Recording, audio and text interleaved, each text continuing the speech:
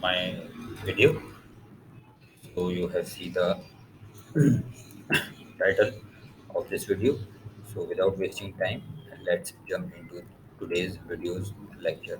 So last video we have created the for loop and now, oh sorry, while loop, and now we are using while loop. So while loop is start from the keyword for. So we will set the variable.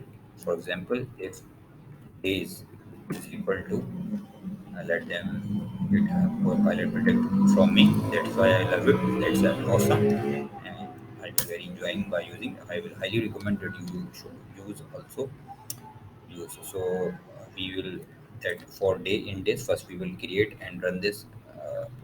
Then I will explain you what is happening. Print day. Okay. Okay, so that's it. Let's see whether our code is working or not. So you can see that wow. Number one thing you are notice that all the lists are printed. Okay. Number two, it is sequence in horizontal or vertical way. Please write in the comment box that it is the in this is the horizontal or vertical. So in this form. So so okay, now let's concept. So for loop, we have create the variable you can see here, Saturday, Monday.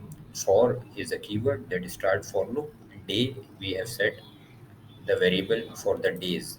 We have to set the variable days in if day for day in days.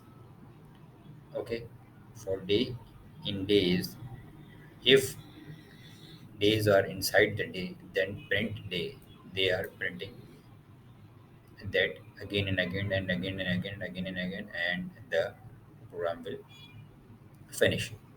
So that's all for today's lecture. I hope you like it, and in the next video we will play with some follow more. Thank you. Please take care of your loved ones and yourself. Until then,